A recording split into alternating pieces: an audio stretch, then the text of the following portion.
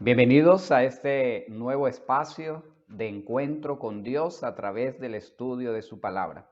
Vamos a inclinar nuestros rostros y vamos a pedir la dirección del Señor al abrir su palabra para estudiarla hoy. Cariñoso Padre, te damos gracias, oh Dios, por los cuidados que has tenido con nosotros hasta este momento. Venimos ante tu presencia, pedimos la dirección de tu Espíritu Santo y te rogamos, oh Dios, para que nos dé sabiduría al estudiar esta porción de la carta a los romanos. Tu Espíritu Santo, Señor, sea quien abra nuestro entendimiento, grabe estas verdades en lo profundo de nuestro corazón y nos ayude, Señor, a caminar en rectitud y en obediencia absoluta a tu palabra. Lo imploramos en el nombre de Jesús. Amén. Vamos a abrir la palabra de Dios en Romanos, en el capítulo 3, versículo 27 al 30. Dice la palabra de Dios: ¿Dónde pues está la jactancia? Queda excluida. ¿Por cuál ley? ¿Por la de las obras? No, sino por la ley de la fe. Concluimos pues que el hombre es justificado por la fe sin las obras de la ley. ¿Es Dios solamente Dios de los judíos? ¿No es también Dios de los gentiles? Ciertamente también de los gentiles, porque Dios es uno, y el que justifica por la fe a los que son de la circuncisión, y por medio de la fe a los de la incircuncisión. Luego, por la fe invalidamos la ley, de ninguna manera, más bien confirmamos la ley. En Romanos 3, 21 al 26, que fue el texto de estudio en el estudio anterior, el apóstol hace una presentación gloriosa de la gracia de Dios manifestada en la vida y en la muerte de Jesús. En el capítulo 4, cómo la gracia de Dios se aplica a lo individual, cómo se beneficia de ella el pecador. Antes de hacerlo, sin embargo, se detiene un momento para subrayar las implicaciones de lo que acaba de decir. Porque la justificación del pecador es más que un asunto legal. El Evangelio es más que una teoría. Es el poder de Dios para salvación. Tiene efectos trascendentes. Cambia el corazón. La gracia de Dios produce consecuencias inevitables en la vida de cada hijo de Dios.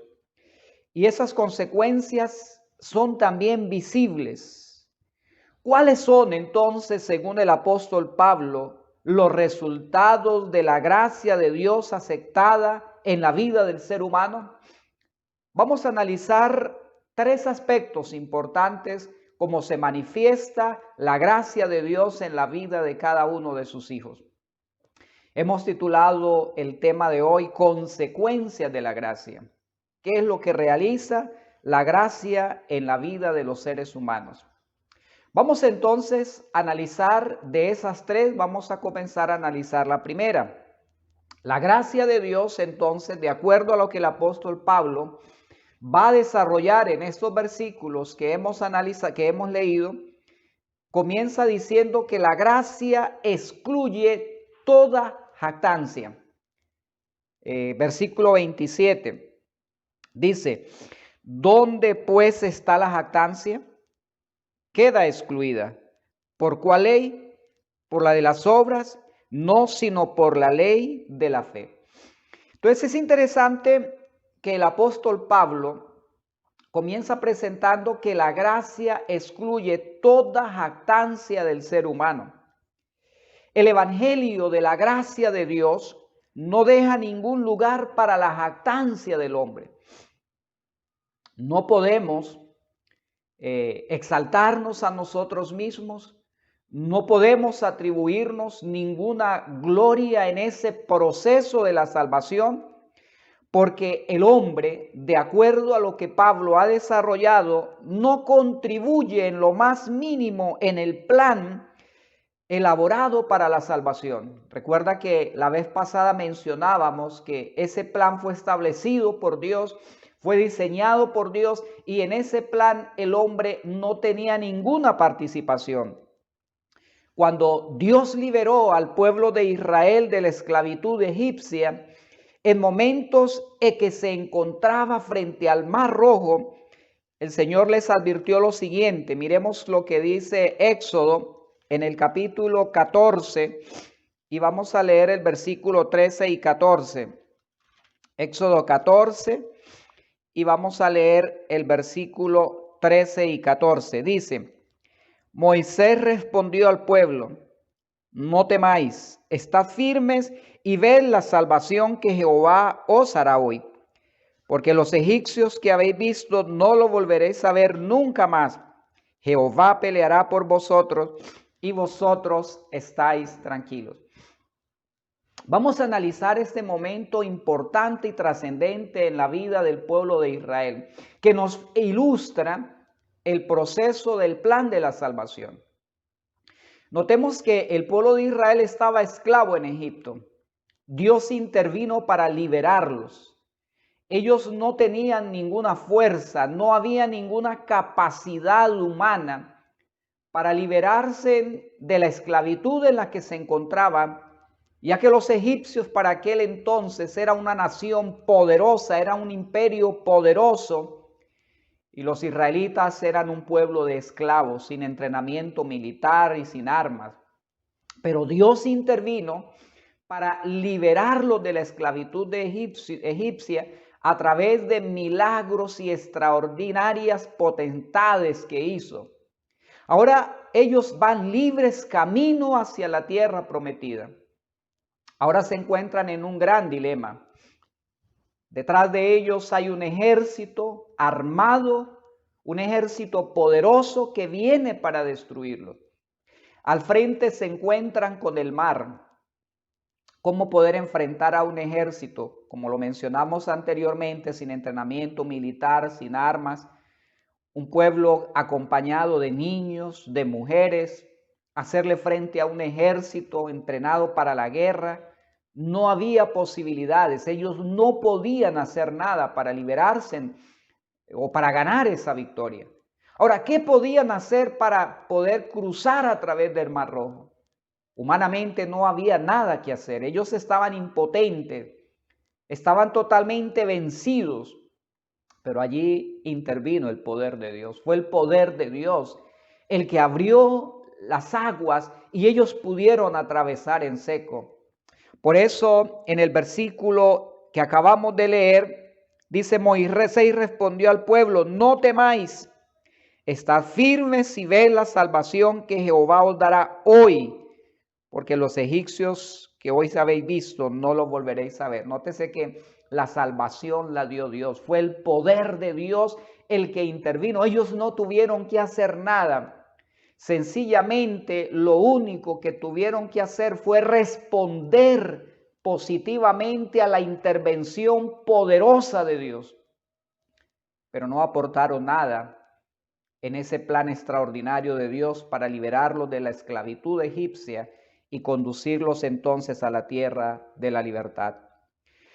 Lo mismo sucede en la liberación espiritual.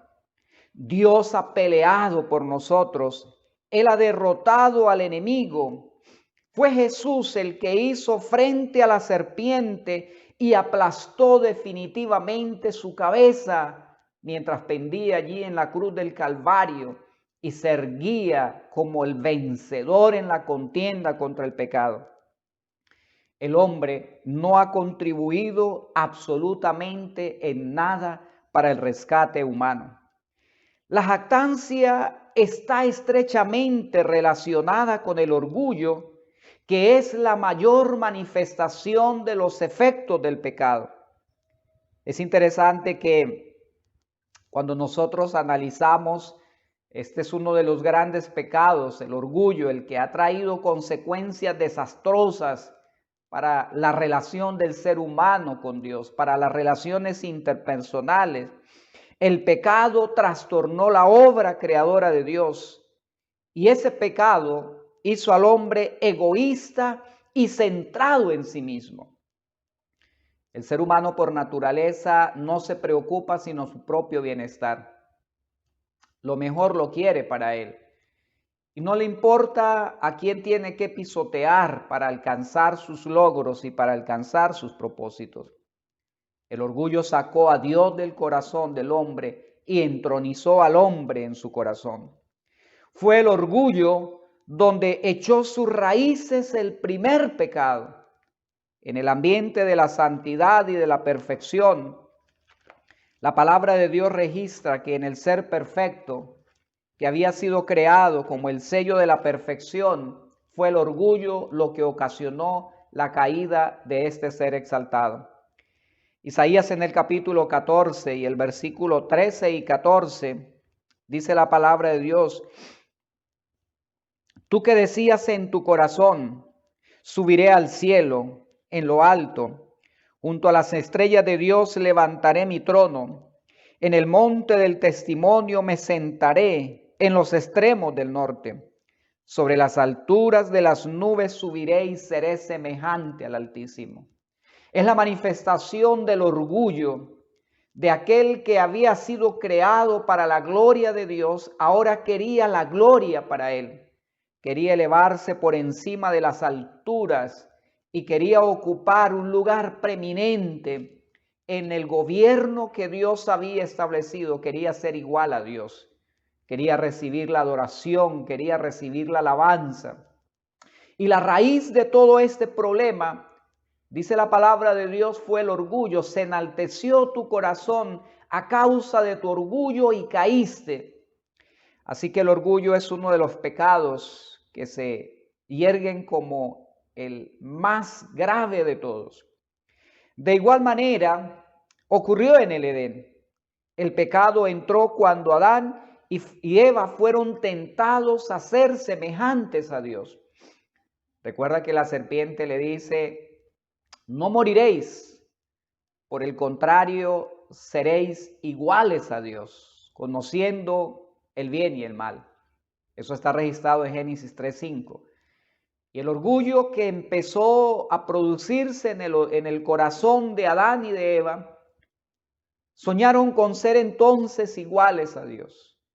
Y también fue el orgullo el que ocasionó la caída de nuestros primeros padres. Entonces, mis apreciados hermanos, debido al pecado, todo ha quedado manchado con egoísmo y exaltación propia. Por lo tanto, el plan elaborado por Dios para salvar al hombre debe atacar el problema del pecado en su misma raíz. Dios establece un plan. Cuando Dios elabora el plan que el cielo diseña, entonces en ese plan que Dios ha elaborado no deja lugar a la jactancia del hombre, porque hay que corregir el problema. Si hubiese sido posible que el hombre participara en algo de ese plan de la salvación, si el hombre hubiese tenido que aportar algo a ese plan de la salvación, el hombre hubiese creído siempre que su salvación era un acto de él mismo, era por su poder, por su capacidad. Pero queridos, en ese plan que Dios diseñó para salvar al hombre, el hombre no tiene ninguna participación. Ese plan elaborado por el cielo, entonces, como dice Pablo, no da lugar a la gracia. Quiero compartir con ustedes un pensamiento del Camino a Cristo, la página 64. Cuanto más cerca estéis de Jesús, más imperfectos os reconoceréis, porque veréis tanto más claramente vuestros defectos a la luz del contraste de su perfecta naturaleza.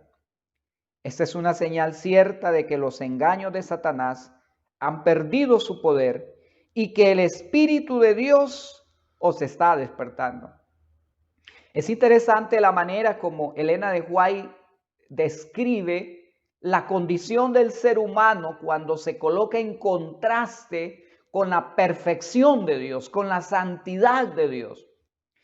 Y ella describe que cuando el pecador se acerca más al Creador, a la gloria de Dios, resaltan mucho más sus pecados, mucho más sus defectos, y reconoce entonces que solo es la gracia de Cristo la que le permite experimentar la certeza de la salvación. Porque entre más cerca estamos de Dios, más pecadores nos sentimos. Nuestra condición caída aparece con mayor intensidad. Nuestros pecados aparecen en su verdadera magnitud. Pero es interesante, dice la sierva de Dios, cuando eso está ocurriendo en tu experiencia, es porque sencillamente el pecado está perdiendo el dominio sobre ti. Se está realizando la obra maravillosa de la salvación. Entonces, mis hermanos, las consecuencias de la gracia como primera medida nos presentan que no hay jactancia para el ser humano. No hay de qué enorgullecernos, porque no hay nada que nosotros podamos aportar a ese plan perfecto elaborado por Dios. La única participación que nosotros tenemos en este proceso de la gracia de Dios es simplemente aceptarla, es abrirle nuestro corazón, es permitir que Dios establezca ahora su trono en nuestro corazón, que nuestra voluntad pueda estar bajo su dirección y permitir entonces que nosotros podamos avanzar en la obra maravillosa de la salvación, en el milagro extraordinario de Dios para transformar nuestras vidas, para ayudarnos a caminar entonces a través de las aguas que Él abre en una experiencia de santificación. Alabado sea el Señor por esa experiencia maravillosa. El segundo aspecto que Pablo presenta es que la gracia de Dios solo tiene un plan para salvar. Es un mismo plan para todos. Dios no ha salvado al antiguo Israel de una manera. Dios no salva a los cristianos del Nuevo Testamento de otra manera. Ni tampoco va a salvar a la última generación de otra manera. Hay un plan para todos. Y dice allí en Romanos en el capítulo 3 y el versículo 28 lo siguiente: concluimos pues que el hombre es justificado por la fe sin las obras de la ley. No hay otra manera. Nosotros somos declarados justos de acuerdo a lo que Pablo dice, es por la fe. No es por lo que yo pueda hacer, no es por las obras que yo pueda producir. La salvación por la fe, aparte de las obras de la ley, se aplica no solo a todos los hombres, sino también en todos los tiempos. Dios tiene un solo plan para salvar al hombre. Y el apóstol Pablo lo describe en el versículo 28 al 30 de la siguiente manera: concluimos pues que el hombre es justificado por la fe sin las obras de la ley. ¿Es Dios solamente Dios de los judíos? ¿No es también Dios de los gentiles? Ciertamente también es de los gentiles, porque Dios es uno, y Él justifica por la fe a los de la circuncisión y por medio de la fe a los de la incircuncisión. Luego, ¿por la fe invalidamos la ley? De ninguna manera, más bien la confirmamos. Los judíos no creían que había salvación para los gentiles. Ellos se consideraban que eran los únicos merecedores y dignos de la salvación. Para ellos los gentiles eran perros, eran personas que estaban lejos de la salvación del Señor. Pero el apóstol Pablo está presentando aquí que Dios no es solo Dios de los judíos, sino también es Dios de los gentiles. El asunto es que hay un solo Dios y una manera única de salvación. Y es también muy relevante para nuestros días entender este concepto, tanto dentro de la iglesia como fuera de ella, poder entender que solo hay una manera de podernos salvarnos. En círculos cristianos conservadores se ha hecho una hermenéutica dispensacionalista, donde se presenta un tipo de interpretación bíblica que se originó a principios del siglo XIX. Y es interesante la manera como ellos desarrollan esta hermenéutica bíblica. La característica dominante de esta metodología mencionada es que en la Biblia se encuentran 7 dispensaciones y cada una de esas dispensaciones Dios utilizó un método diferente para tratar con el problema del pecado del ser humano. De esas 7 dispensaciones, en el concepto de estos teólogos, 6 de ellas fracasaron. y nos encontramos en la última dispensación, la dispensación de la iglesia, donde se desarrollará el juicio final. Entonces, es lo que esta hermenéutica bíblica originada por algunos teólogos ha venido presentando en esas 7 dispensaciones que ellos mencionan. Cada dispensación sería un método diferente de salvación. Pero nótese que Pablo está enfatizando que solamente hay una manera como nosotros podemos ser justificados y cómo podemos encontrar la salvación. Ahora, como parte de ese espíritu ecuménico en nuestros días en que nos movemos, se observa un esfuerzo en acomodar las distintas religiones en un mismo elemento. Se disimulan las diferencias y se enfatiza lo que parece ser común. Es decir, aquellas cosas en las que podemos converger, en las que podemos encontrar puntos de encuentro, es lo que ellos enfatizan. Y las diferencias de sus creencias las colocan a un lado. En el Segundo Concilio Vaticano, que se llevó en el año de 1962 a 1965, se observó una intención de acercamiento de la Iglesia Católica con los protestantes. Hoy esa preocupación se extiende no solamente a los cristianos protestantes, sino también a iglesias que no son cristianas, como los musulmanes, los hinduistas, los budistas. Y entonces presentan una manera interesante para que todos puedan formar parte de ese método de salvación. Pero en ese método de salvación, ellos presentan que hay diversas maneras. Entonces, hace algunos años, un grupo de teólogos liberales publicó un libro titulado El mito del Dios encarnado, en el que negaban la encarnación y la divinidad del Señor Jesús. 10 años después, este mismo grupo publicó un segundo libro titulado El mito de que el cristianismo es el único. Ahora, podemos llegar a la siguiente conclusión de acuerdo a las presentaciones de estos teólogos.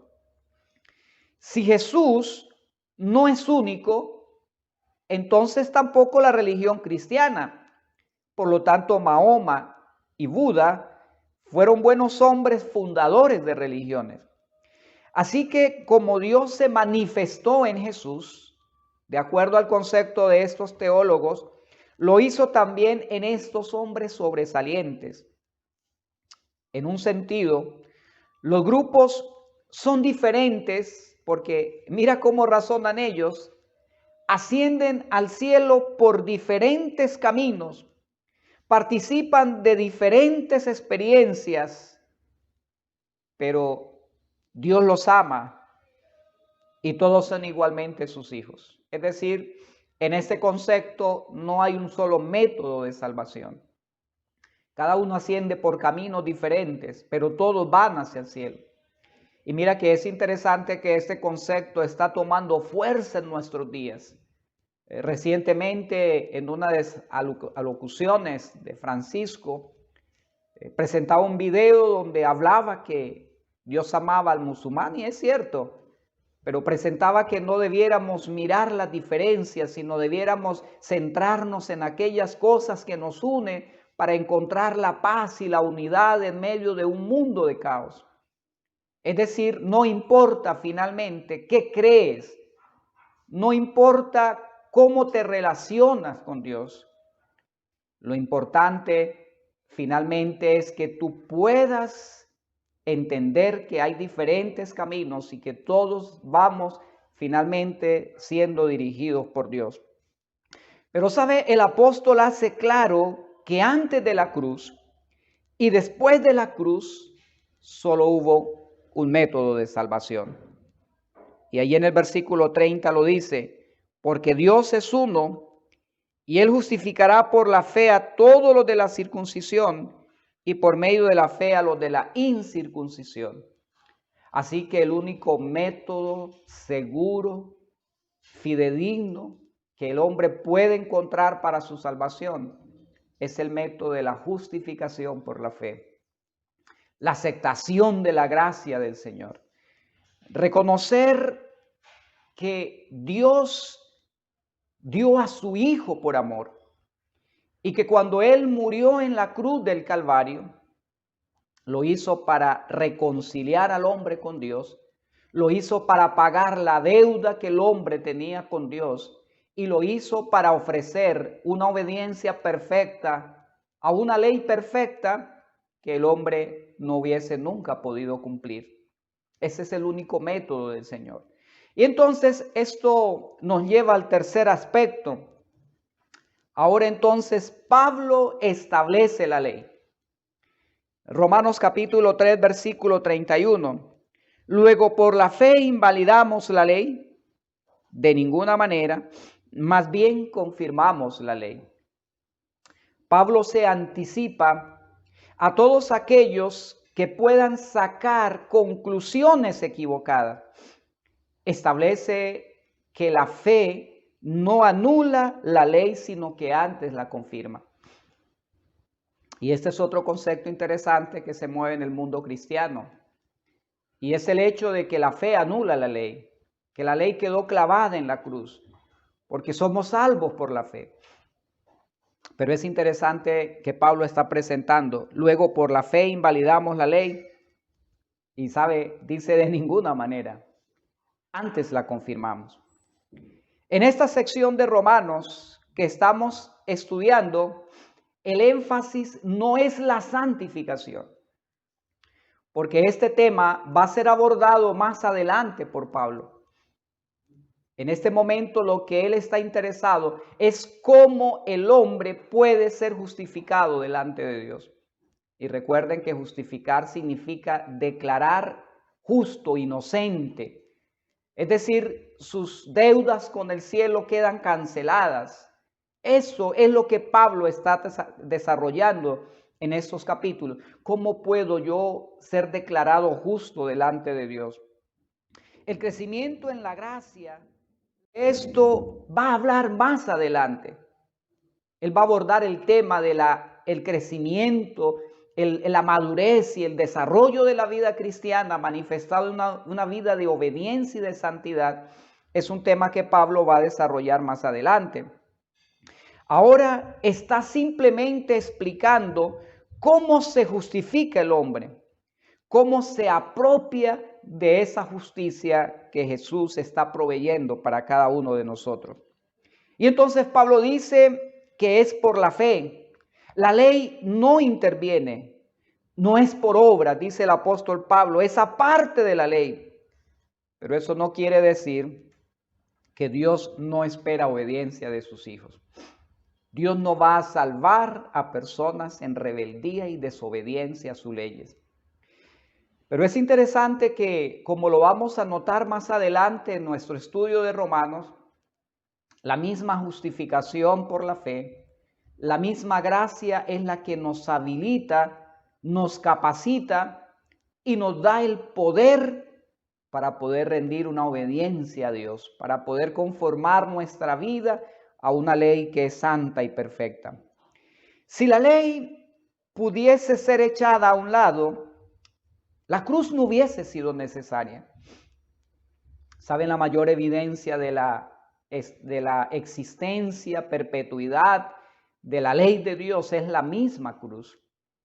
Porque si la ley hubiese podido ser anulada o pudiese haber sido cambiada, pues este hubiese sido el camino que Dios hubiera elegido para salvar al hombre. Pero como no había manera de cambiarla ni de anularla, el único camino posible fue la cruz del Calvario, como lo estudiamos en los temas pasados.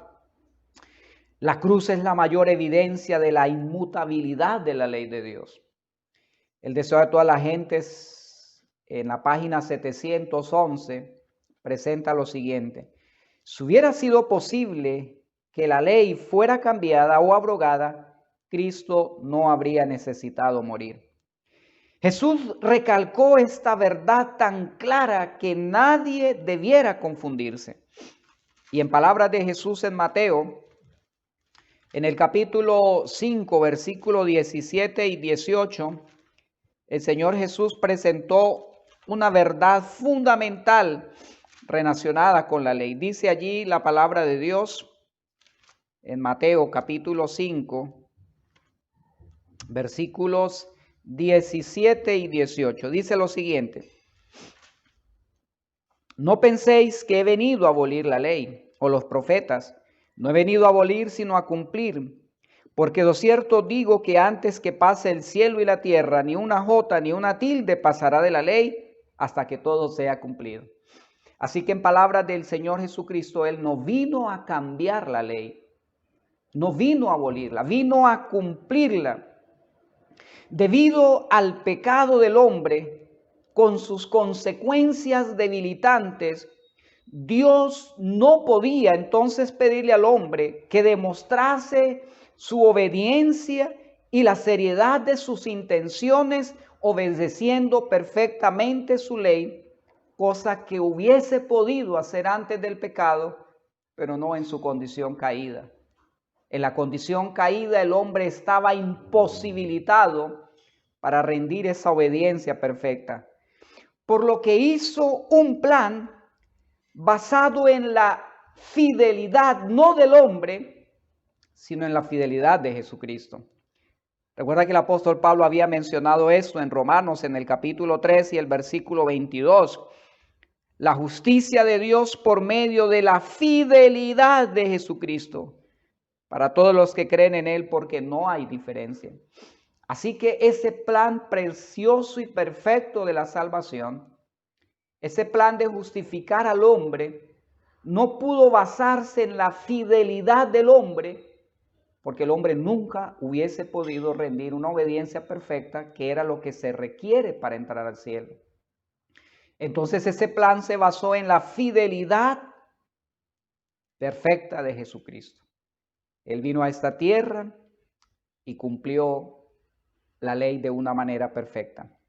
Y esa fidelidad quedó demostrada por la obediencia perfecta a la ley de Dios que Jesucristo ofreció.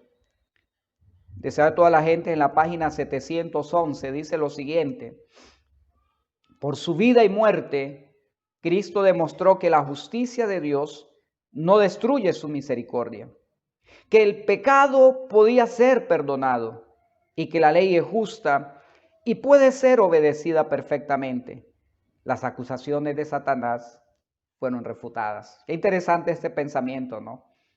Así el Dios dice que fue por su vida y muerte que Cristo demostró que la justicia de Dios no destruye la misericordia y que el pecado podía ser perdonado y que la ley es justa y puede ser obedecida perfectamente. El segundo pensamiento está en Mensajes Selectos, tomo 1, página 299. Cristo vino a la tierra tomando la humanidad y presentándose como un representante del hombre para mostrar que en el conflicto con Satanás, el hombre tal como Dios lo creó, unido con el Padre y el Hijo, podían obedecer todos los requerimientos divinos. Solamente a través de la unidad que consiguió Cristo en la cruz del Calvario, porque recuerda que fuimos reconciliados con Dios, que éramos enemigos, pero en la cruz Cristo nos reconcilió con Dios. La ira de Dios quedó satisfecha, como lo vimos en el tema pasado, cuando hablamos de Cristo, nuestra propiciación. Y ahora en esa unidad perfecta con Dios, Él nos habilita para entonces poder rendir esa obediencia. El plan de la salvación por gracia establece la ley al mostrar el castigo de los pecadores. La muerte, que es lo que requiere la ley, fue satisfecho. Y yo debería morir, pero Cristo murió por mí. La ley quedó satisfecha. El hombre había violado la ley, estaba bajo su sentencia, y Jesús hizo frente a la demanda de la ley al pagar la pena que la ley demandaba. De esta manera, basada la salvación en lo que Jesús logró por medio de su muerte, en vez de lo que el hombre puede hacer. Nuestra salvación está basada en aquello que Jesús hizo, perfecto por mí. Es allí donde está centrado el plan de la salvación. De esta manera es como Dios coloca al alcance del ser humano una salvación tan grande y tan preciosa. Dios estableció la ley y proveyó una manera de sacarnos de la cárcel en la que nos encontrábamos. Una ley que nos condenaba a la prisión de la muerte eterna. Cristo pagó la deuda, tuvo las llaves para abrir la prisión y ahora somos libres en Cristo Jesús para poder vivir una vida de obediencia, una vida de rectitud. Así que, apreciados hermanos, concluimos que la doctrina de la justificación por la fe establece la ley mostrando que el hombre es justificado con base a una justicia que es el exacto cumplimiento de la ley. Esa justicia que es de Cristo es imputada al hombre, es puesta a nuestra cuenta y es lo que nos da la seguridad de la salvación.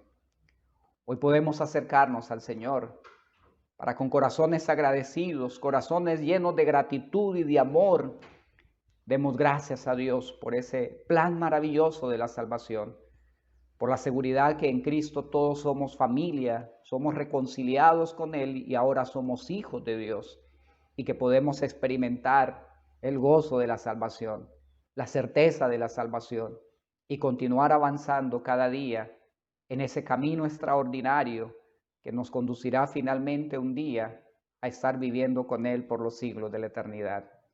Que Dios te bendiga y que el Señor guíe tu vida.